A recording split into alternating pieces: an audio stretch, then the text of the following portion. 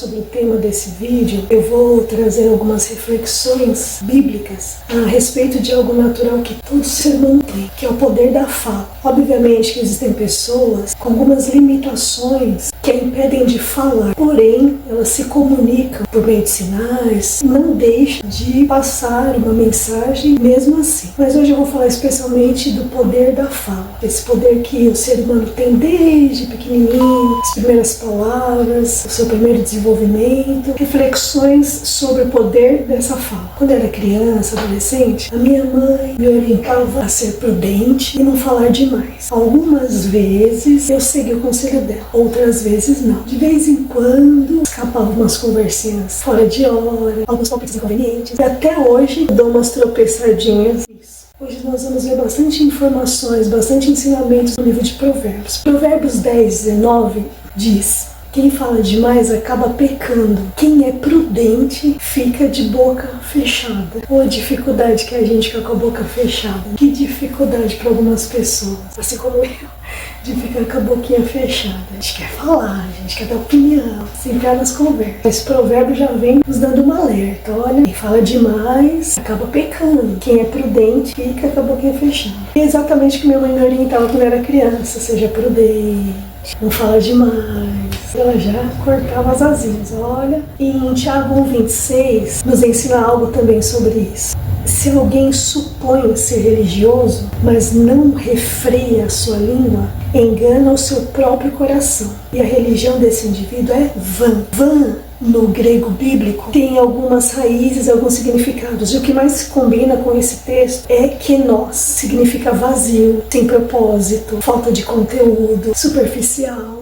E também uma palavra chamada mataiotes, que se refere à vaidade, futilidade, insensatez. Sabe aquela vaidade de, eu sou religioso? A futilidade, algo vazio. A insensatez, falta de juízo. A pessoa tá achando que tá abafando. Nossa, eu sou religioso, sou diferenciado, eu pratico ali os dogmas da igreja, da instituição que eu frequento. Se considera o melhor religioso da face da terra. Porém, se essa pessoa não refreia a sua língua, essa religiosidade, essa prática da religião torna-se algo vão, insignificante, vazio, sem propósito, algo apenas que envaidece a pessoa diante dos outros, mas não é proveitoso, é algo sem conteúdo. Tiago 3,2, a surra só vai piorando para quem fala demais. Diz assim: porque todos tropeçamos em muitas coisas. Se não tropeçar no falar, este é perfeito, capaz de refrear todo o corpo. A realidade é que não existe ser humano perfeito.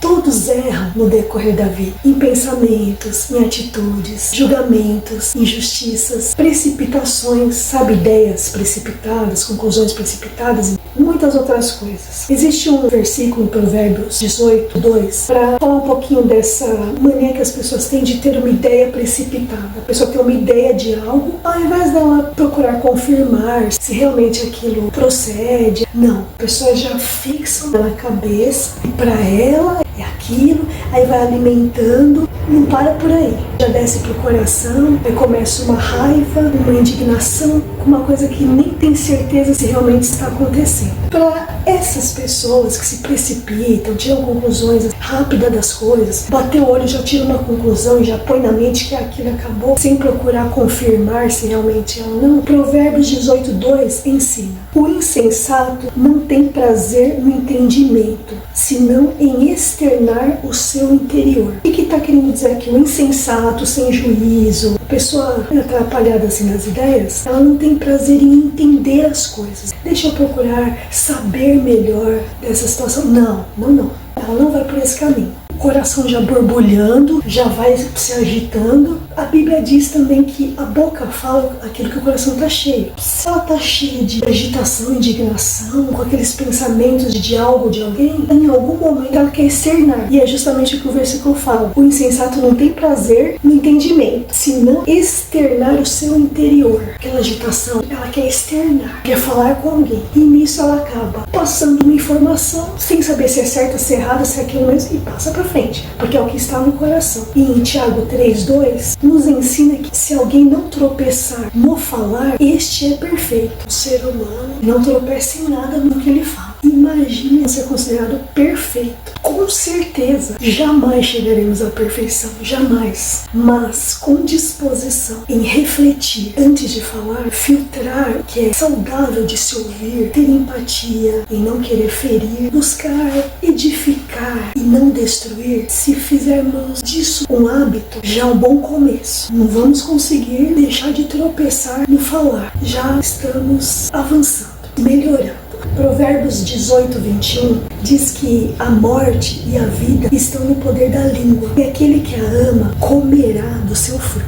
Imagine que uma pessoa fique o tempo todo praguejando, xingando o seu próximo, falando palavrão. Ah, mas eu sou cristão, não falo palavrão. É cristão, não fala palavrão, mas fala um monte de coisa ruim das pessoas e das situações. Então não fala palavrão. Palavrão é imoral. A Bíblia fala também para ficar falando palavra torpe. Palavrão é uma palavra torpe e imoral. Então não. Sou cristão, não vou falar. Mas vive criticando, vendo apenas o lado negativo das pessoas e apontando os erros, os defeitos de todo mundo. A pessoa não fala palavrão, mas não está também tendo uma boca de bênção dos outros com seu semelhante. A pessoa vive pensando mal de todo mundo. Tá com a família? Tá lá de boa, mas virou as costas reclamando da família. Tá com os amigos? Tá lá de boa. Daqui a pouco vira as costas falando mal de alguém ali dos amigos. Fala mal dos irmãos, fala mal do emprego, das pessoas que ali estão. A pessoa estuda, tá na escola, fala mal da escola também. Fala mal da rua onde mora. Ah, essa rua é uma porcaria. Ah, só tem gente isso, gente aquilo. A pergunta que eu faço é, será que essa pessoa irá conseguir colher frutos de paz o tempo todo nesse caminho, nessa situação? Aquilo que o apóstolo Paulo ensina de buscar a paz com todos, esquece, não tem paz com ninguém. E sabe por que não tem paz com ninguém? Porque a pessoa não tem paz consigo mesma. Não tem uma paz em Deus que transborde nela mesma. Por isso que tudo dela é perturbador, não tem problema. Não porque Deus não quer trazer essa paz, não porque o Espírito Santo não quer abençoar com paz, mas porque a pessoa não entendeu ainda que a morte e a vida estão no poder da língua. A pessoa pode ler 1000 vezes esse versículo. Houve pessoas falando sobre ele, mas na hora de praticar, zero. Provérbios 21, 13 nos ensina que guarda a sua boca e a sua língua, guarda a sua alma das angústias. Se essa pessoa ainda não entendeu que a morte e a vida estão no poder da língua, e ela não guarda a sua boca, ela não guarda a sua língua, então ela não vai guardar o coração das angústias. E gente assim está sempre agitada, brigando com todo mundo. Uma alma agitada, angustiada, cada vez mais puxa a perturbação para si mesma. Qualquer hora do dia que a gente encontra essa pessoa, ela está desorientada, pilhada, já ligada em 220, pronta para atacar alguém. Sabe aquela pessoa que chega procurando motivo? A pessoa não está bem consigo mesma, não está alinhada com o Espírito Santo, com a presença de Deus, para ter um pouco de tranquilidade e paz, para transferir para os outros e para situações um problema, uma amargura que é dela, para dizer que o dia infeliz dela terminou. O dia chato, infeliz, pesado, a pessoa precisa ter uma desculpa para esse estado dela mesma, precisa arranjar alguém que dê sentido a essa agitação e perturbação dela, onde ela começa a ciscar aqui e ali, buscando uma situação, só para pegar e dizer, bem, mas o meu dia acabou só por causa que não foi só por causa disso. Foi porque o coração já estava cheio, a pessoa já está cansada de alguma situação, já está conseguindo lidar, às vezes nem consigo mesmo com as suas emoções, vem falar que os outros destruíram a vida dela, que os outros...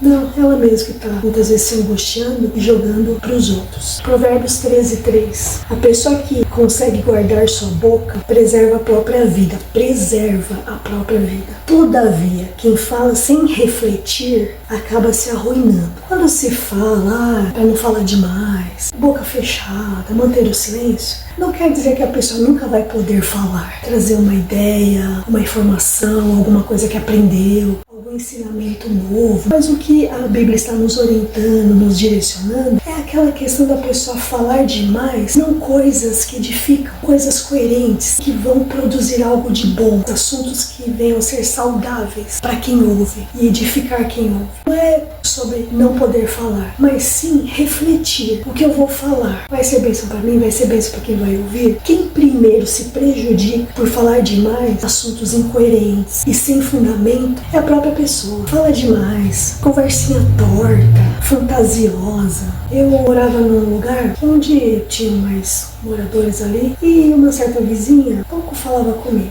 Boa tarde, bom dia, uma conversinha assim, sem muito vínculo, sem muito comprometimento. Quando eu saí daquele lugar, a pessoa veio atrás de mim assim, ai, preciso falar com você, preciso falar com você, preciso falar com você. A pessoa nunca nem ligava muito pra mim, não queria nem muito papo comigo. Aí de repente, ai, preciso falar com você, preciso falar com você. Aí começou pedindo acho que um favor, tava ao meu alcance, eu falei que eu faria. E depois começou a falar de uma outra vizinha do quintal, uma conversinha lá meio torta. Eu falei, olha, eu não sei realmente dessa conversa, eu não vi, não sei, não estava lá. Não tem nem o que te dizer sobre isso. Quer dizer, a pessoa nunca teve uma conversa saudável comigo, edificante. Não, mas para falar de alguma coisa meio torta, eu venho correndo atrás. E a pessoa vai arruinando a si mesma. Fala demais, conversinha torta, vai fantasiando. Igual eu falei agora há pouco, coloca algo na cabeça, nem procura saber se é verdade ou não. Quer dizer, a pessoa fantasiou toda uma história, um movimento, um começo, meio e fim. Já deu decreto, estava preparando o caminho da crucificação do outro ou da outra. Já estava ali com as pedras na mão, juntou lá todo mundo para tirar uma pessoa, enquanto ela estava sendo levada para a crucificação. Bom, depois a pessoa descobre que não era nada daquilo que ela estava pensando, fantasiando, imaginando. Quando a verdade vem à tona e todo aquele emaranhado de conversa errada, maldosa, aquele balaio de gato, o que acontece? A pessoa perde a credibilidade. É alguém que jamais saberá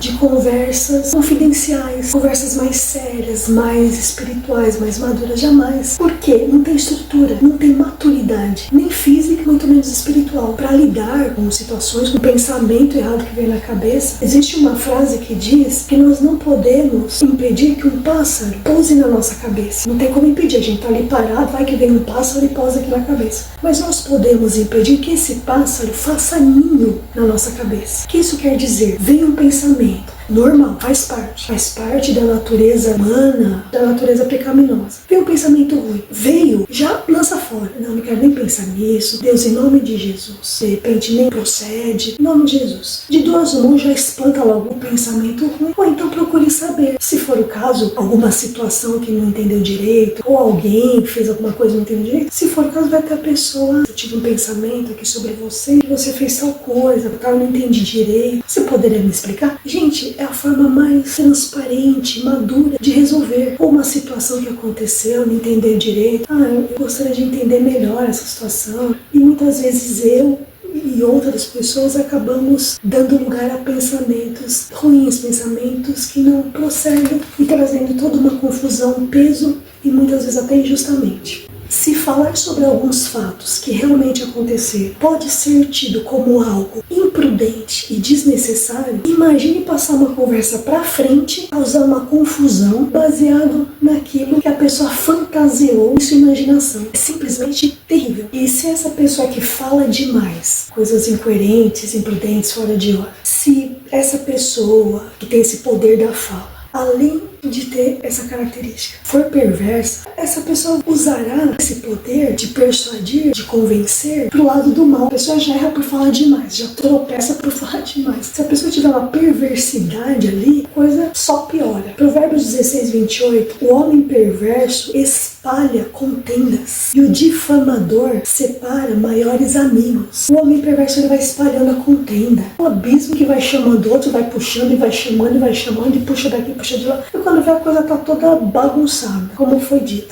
Veio o pensamento, alimentou o coração com aquela indignação, com aquela raiva. Se a pessoa já tiver uma malícia, uma maldade, já vai espalhando. E não é para uma pessoa, não. Fala para um, aí comenta com o outro, e vai com o outro, vai com o outro. Às vezes comenta até com gente que não é nem da mesma fé. Tem pessoas que já não gostam de alguns credos religiosos. A pessoa vai lá e passa para essas pessoas uma situação que deveria ficar ali, pelo menos entre os irmãos, os seguidores daquela fé. Vai espalhando para cá, para lá. Vai estar armada com confusão. Aí a pessoa fala assim, por isso que eu não me converto a esse tipo de religião. Para quê? Para agir assim? Nossa, eu não esperava isso. Sério que a pessoa fez isso? Eu não acredito. Quer dizer, o homem perverso espalha contenda. O difamador começa a separar as pessoas. Porque daí fica um meio cismado com o outro, um coração meio cheio com o outro, um meio pé atrás. Não.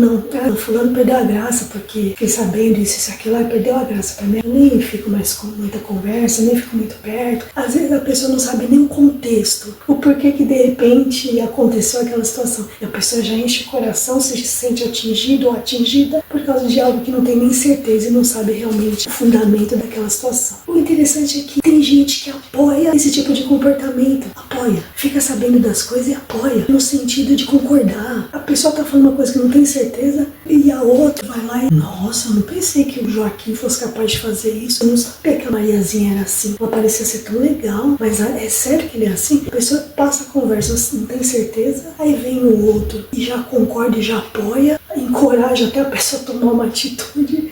Uma coisa que eu não tô nem sabendo. E eu realmente paro pra pensar assim. Eu não sei quem é pior. Se quem causa a balbúrdia toda ou quem está ali sempre do lado, apoiando, socorrendo, concordando e ali apoiando o mau procedimento. Em Provérbios 17:15 diz assim: o que justifica o perverso e o que condena o justo, abomináveis são para o Senhor. Nessa brincadeira da gente ir ouvindo, não tem certeza da situação, e vai entrando ali no balaio de gato sem saber, vai participando daquela balbúrdia toda sem nem ter certeza, essa pessoa pode cometer o erro diante de Deus, diante de algumas pessoas, de repente justificar o perverso. A pessoa maliciosa tá ali ganhando ponto, ganhando apoio, de continuar naquilo. Um grande risco que corremos se nós não averiguarmos situações. O que justifica o perverso, condena o justo, abomináveis são para o Senhor. Quando você e eu, numa situação, agimos assim, o que devemos fazer? A primeira coisa, dobre o seu joelho, Senhor, no nome de Jesus, me perdoe, eu me precipitei, eu ouvi a situação e já tomei as dores, me ajude a não cair mais nesse erro, nessa situação. E em Isaías 5:20 diz assim: ai dos que ao mal chamam bem e ao bem de mal, que fazem da escuridade luz e da luz escuridade, e fazem do amargo doce e do doce amargo. Esse texto bíblico critica justamente esse tipo de situação. Aqueles que distorcem a verdade e a moralidade para justificar os seus próprios erros, os seus próprios interesses ou pecados. É um versículo que nos chama para estarmos em alerta sobre a importância de ter discernimento entre o bem e o mal e de não se deixar levar, enganar por pessoas com conversas e procedimentos que não agradam a Deus. Em resumo, a expressão ai daquele que chama o mal de bem é uma forte repreensão para nós sobre a inversão de valores morais e a distorção da verdade, onde pode trazer toda uma consequência para o ambiente, para uma situação, uma família, amigos, uma instituição, pode trazer toda uma perturbação, uma consequência negativa, de mãos dadas ali com o mal, com a rodinha do mal, e achando que tá bem. Não tá bem não. Isso pode trazer consequências muito sérias. Talvez não na hora, mas futuramente. Provérbios 17:20 diz: o perverso de coração jamais achará o bem, e o que tem a língua dobre vem a cair no mal. Língua dobre. Dobre, dois. Que tem duas conversas. É o mesmo assunto, é o mesmo contexto, mas a pessoa tem duas conversas. De um lado ela fala de um jeito, do outro ela fala de outro jeito. Desse lado aqui ela coloca a situação de uma forma mais amena, mais tranquila, mais positiva. Mas do outro, ela coloca já com uma certa malícia, com um certo peso. Aqui, meu amor, você é maravilhoso, maravilhosa, olha, você é muito especial, o que você faz, olha, é maravilha. Nossa, você é um exemplo. Então aqui eu tô desse lado, falando com a pessoa que, você é excelente, maravilhosa, tudo que você faz é bom, uma bênção, você é uma bênção, um amor, meu amor, você é meu amor. E da mesma pessoa, eu viro do outro lado e falo: ai, não sei, né, essa pessoa tá me causando tanto problema, tá me trazendo um peso, uma amargura. Ai, eu acho que ela tá querendo me prejudicar em alguma coisa, viu? O nome disso é língua dobre. Percebe a diferença? Aqui, maravilha, cheio de flores, lindo. E pra cá, só a coisa ruim. O perverso de coração jamais achará o bem. E o que tem língua dobre, vem a cair no mal. De repente a pessoa não sabe que a vida dela tá perturbada, tá agitada. Um dos motivos pode ser língua dobre. Assuntinho dobre, perto do familiar, dos parentes, tá ali participando, tá ali achando bonitinho, engraçadinho. Aí sai de lá, começa a descer a linha. Tá ali no meio de outros amigos, que legal, que gostoso, não sei o que. Aí sai de lá, já tá ali falando mal daquele lugar que tá. Tá ali com os irmãos da igreja, glória a Deus, aleluia, vamos dançar, vamos fazer o que tem que fazer, vamos participar, vamos que vamos. Aí sai de lá, já tá ali também, aí você viu fulano, aí só ela quer mandar. Você viu que só ela decide? A pessoa não decide nada, a pessoa não toma frente de nada, não se envolve com nada. Mas quando alguém se levanta para se movimentar, se envolver, fazer as coisas, a pessoa já fica doidinha. Aí você viu fulano, Ai, fulano só fica desse jeito, né? Você viu? Ai, só fulano quer mandar. Tudo ela quer mandar. Tudo ele quer fazer. Vai lá, tira da mão daquela que só quer mandar. Tira da mão dessa pessoa e dá pra essa que tá reclamando. Pergunta se sabe alguma coisa. Se é coisa amarrada. Ai, sabe o que é? Ai, é que não tive tempo. Ai, nossa, foi tão corrido. Ai, essa semana a pessoa vive correndo. Tá bom pra participar da corrida de São Silvestre. Ele tá sempre correndo. Sempre correndo. Ai, foi corrido, tava correndo. Ai, eu fui correndo. Ai, eu voltei correndo. Eu falei correndo. Ai, eu liguei correndo, falei correndo, fiz correndo. Tá sempre correndo. Tá treinada para participar da corrida de São Silvestre. Tá sempre na correria. Não deu tempo. Mas tá reclamando de quem se anulou, de quem deixou as suas correrias para ir fazer, para ajudar, e tá lá falando. Cuidado com essa linguinha dobra aí. Pra pessoa, ai, nossa, que bênção que você fez. Ficou bom, hein? Pra pessoa, mas lá por trás tá falando, ai, só a pessoa decidiu. A pessoa que decidiu tudo isso aí. Esses conselhos bíblicos servem para refletirmos mais em relação ao nosso poder de fala. De que forma que nós estamos usando esse poder que temos. Até aqui foi apenas a introdução. Agora que eu vou entrar no tema. Eu vou falar sobre o ego argumentador. O ego argumentador é a pessoa que não ouve, não aceita opinião e nem conselho de ninguém. Se utiliza de argumentos para se defender ou se justificar dos seus erros. Está sempre argumentando. Errou em alguma coisa, alguém vai falar, você errou aqui, você... Não errei não, foi isso, aquilo outro, não errei não. A pessoa não assume que errou. Os argumentos são sempre ali para defender, justificar os seus erros. O ego argumentador sempre precisa ser o último a falar. Então numa discussão não para nunca. Sempre precisa ser o último a falar. Sempre. A ideia dele sempre precisa prevalecer. Nunca admite que a opinião ou ideia do outro é melhor que a dele. Nunca, jamais. A pessoa pode estar provando com A mais B que é melhor. Essa resolução, essa solução é melhor para esse momento. Ali numa empresa, em casa, a pessoa está mostrando, olha, é melhor fazer dessa forma, seguir esse caminho. Não. Nunca ele vai admitir que vocês querem fazer isso, mas não vai ficar bom, vai ficar horrível isso aí. Eu não quero fazer parte disso. E se vê que ficou bom mesmo e foi melhor, jamais chega, não, eu pensei que não fosse ficar bom, mas ficou. Não. Esquece o ego argumentador, ele vai seguir pisando firme, colocando como a ideia da pessoa não foi boa, não foi melhor que a dele, não. O ego argumentador pouco se importa se os seus argumentos não são coerentes, não são corretos, não são úteis. Pouco importa. O importante é a pessoa não ficar por baixo. O importante é a pessoa ser a última a falar, sempre. Não fico por baixo. Muito prazer, esse é o ego argumentador. Para complementar, eu vou falar um pouquinho das características do ego argumentador. Ideias bem próximas disso que eu acabei de falar. São pessoas que têm a necessidade de serem sempre as últimas a falar. Sempre precisa ter razão, mesmo estando errados. São os famosos senhores e senhoras da razão. Não importa se os seus argumentos sejam vazios, sem sentido, incoerentes, não importa. O importante é que a voz desse ego prevaleça sobre os outros. Certo ou errado nunca se cala. Só faz calar se o outro ficar quieto.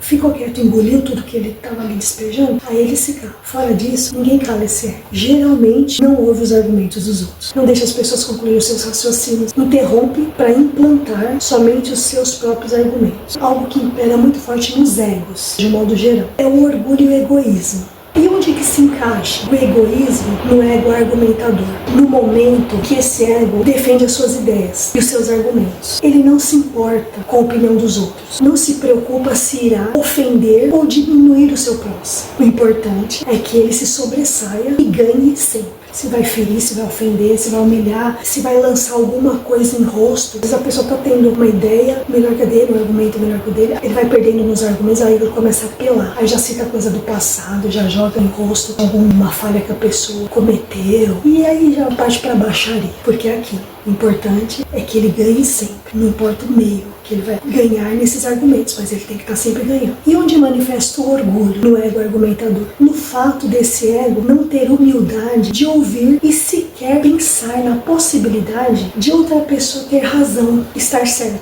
Para ele, isso é humilhante. Baixar a bola, baixar a guarda, refletir que pode estar errado, isso é praticamente impossível, caso ele não dê lugar para Deus trabalhar. Um ego desse, só o Espírito Santo de Deus, o trabalhar de Deus, para que ele mude esse orgulho, esse egoísmo, que aprenda a baixar um pouquinho a guarda, baixar a bola quando o outro está falando. De repente o outro pode ter razão, que a outra pessoa está falando tem coerência, vai me ajudar.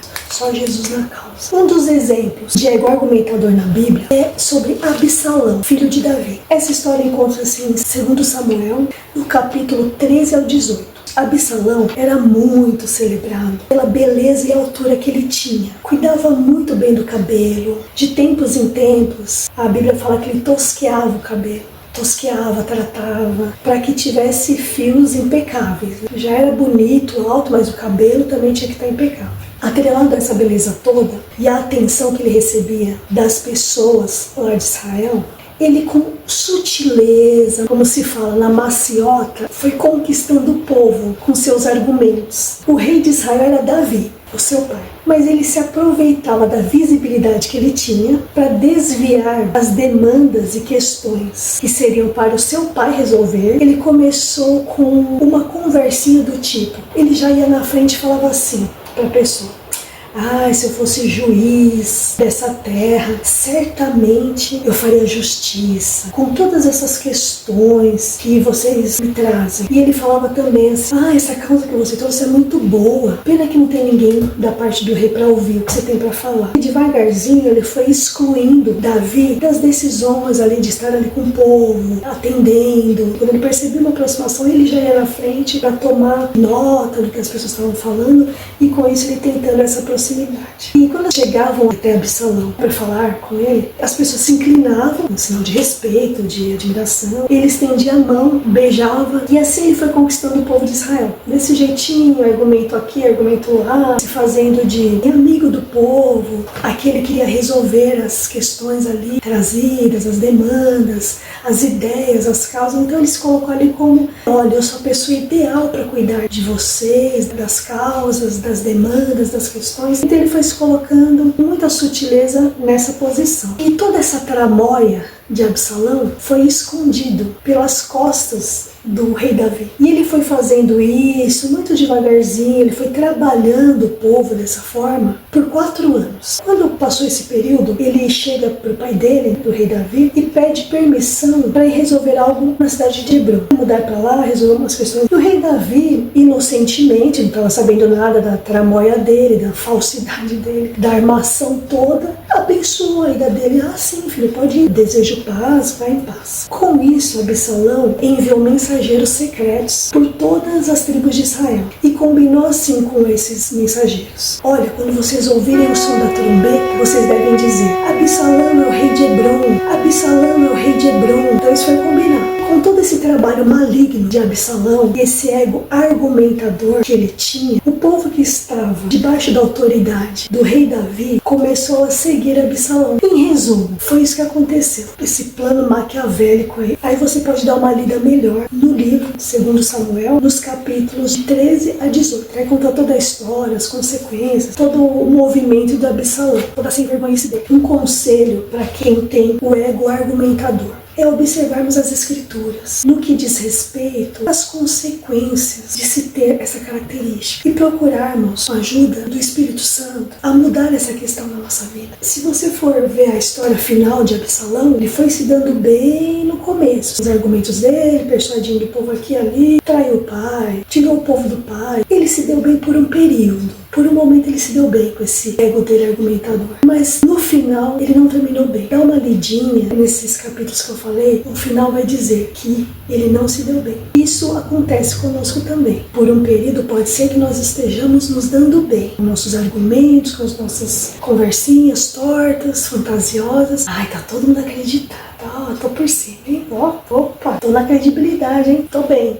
Por um tempo. Por um tempinho. Depois, quando as verdades vêm à tona, quando essa semente maligna começa a atingir outras pessoas, outras situações, outros ambientes, não termina bem não. E em contrapartida, é muito útil nós aprendermos mais sobre a vida de personagens bíblicos que tinham esse ego argumentador, mas que permitiram trabalhar de Deus. Eu posso citar 2 exemplos, dentre outros, o apóstolo Paulo e o apóstolo Pedro. Eu concluo dizendo que esses apóstolos, eles tinham um ego argumentador e que não edificava, não promovia e nem agregava valores ao reino de Deus. O apóstolo Paulo, sendo culto, grande intelectual, ensinado por grandes mestres de sua região, ele poderia até agregar conhecimento aos seus seguidores, às pessoas ali ao redor dele, até poderia agregar algum conhecimento, alguma informação dele, porque ele era intelectual, estudioso, mas muito longe de estar alinhado com os valores do reino. O apóstolo Pedro, bocudo, rápido nas respostas, nos argumentos, tinha suas habilidades como pescador, um negociante do seu produto. Porém, com essas características, também não estava alinhado com o reino de Deus. Tanto é, quando Jesus o chama para segui-lo, ele fala para Pedro: farei de você pescador de homens. Quando o Espírito Santo faz uma obra na vida desses dois personagens, a característica de argumentadores continuou. Eles continuaram sendo argumentadores, porém não mais para gloriarem a si mesmos, para dizerem que têm razão, que são os donos da verdade. Não mais no sentido de serem orgulhosos e egoístas, mas sim em prol do reino de Deus. O próprio apóstolo Paulo reforça isso em 2 Coríntios 4:7, onde ele diz: temos, porém, esse tesouro em vasos de barro, para que a excelência do poder seja de Deus e não de nós. Como que pode, assim, só o Espírito Santo de Deus fazendo a obra na vida de um homem tão prepotente, de uma grandeza na sua habilidade, nos seus argumentos? Para este homem, dessa grandeza, desse patamar de conhecimento,